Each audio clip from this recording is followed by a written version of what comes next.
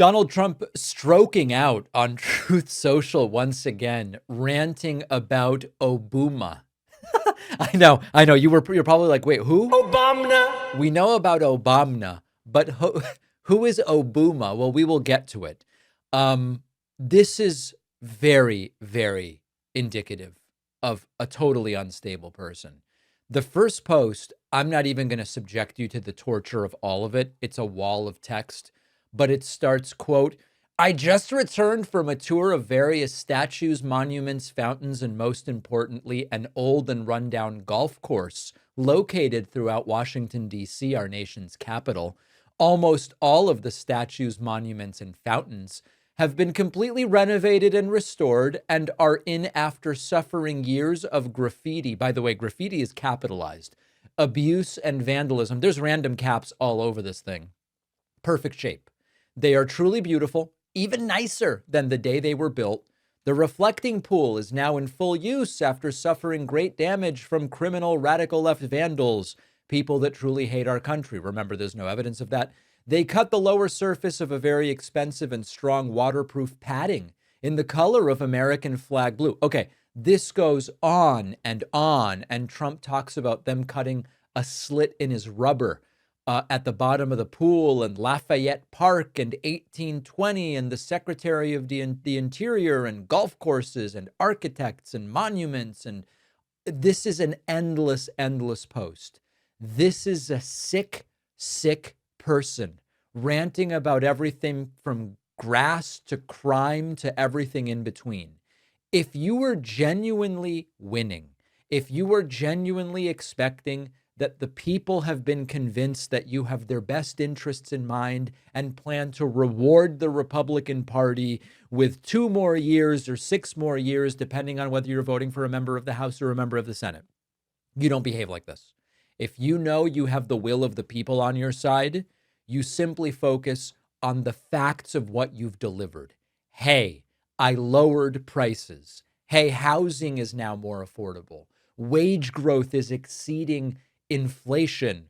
We've built this or built that, but they don't have that. They don't have that. And so this is what Trump is relegated to. Trump then switching to the World Cup. And of course, the World Cup, the most popular global sporting event ever, has nothing to do with Trump, that people like World Cup, but Trump has to make it about himself. He puts, quote, the FIFA numbers are far greater than any World Cup in history. That is a great tribute to the United States of America. Thank you to all, President Donald Trump. Why? Why is that a tribute? There's more people on earth than ever before, and soccer is the most popular global sport. Why is it thanks to Trump, thanks to the U.S., by which Trump means thanks to Trump, that a lot of people are watching the World Cup? In fact, because of Donald Trump's sort of playing coy with we'll provide security or we won't, we'll see, maybe not to blue cities. We have seen some of the hotel bookings in and around cities hosting games be lower than what was expected. Okay, then Trump goes, communism is the greatest threat to our country since World War I, World War II, Pearl Harbor, or 9/11. Now, I am not a communist. You don't have to be a communist nor an anti-communist to recognize that communism is not a threat to the United States right now.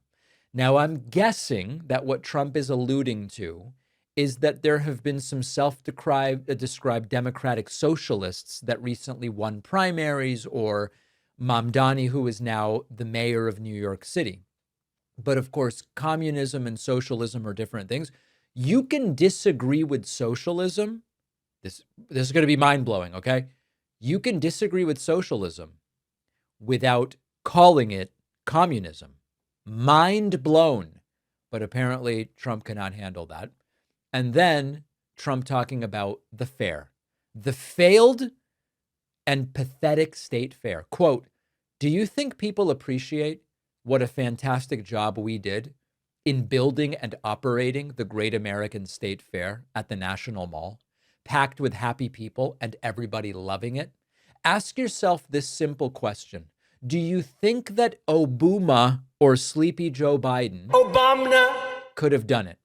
The answer is no. And you know what? I agree.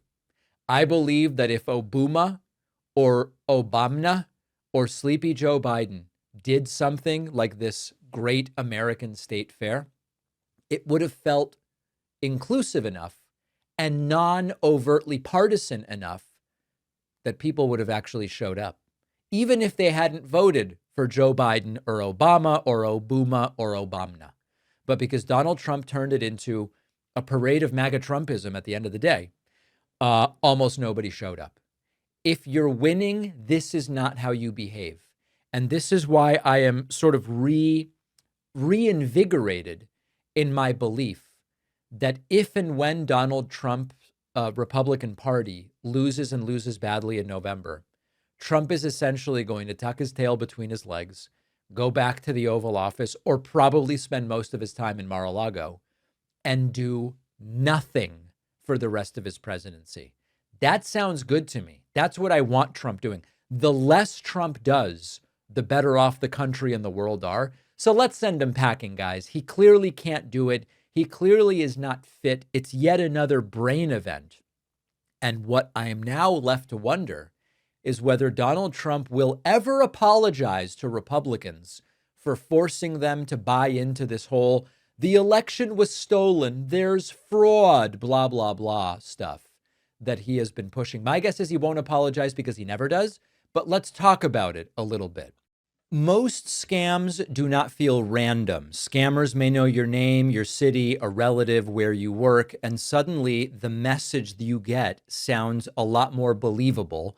And a lot of that information is found online, and it's just sitting there waiting for bad actors to use it against you.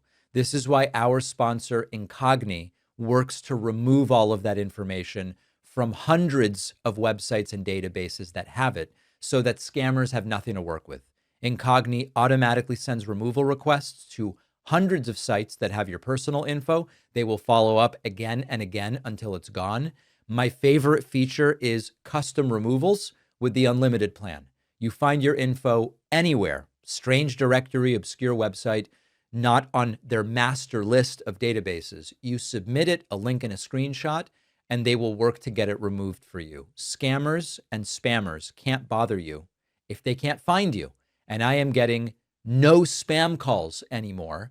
And I've always been using Incogni. I would recommend it to anybody. Go to incogni.com/Pakman. Use the code Pakman for 60% off the annual plan. The link is in the description.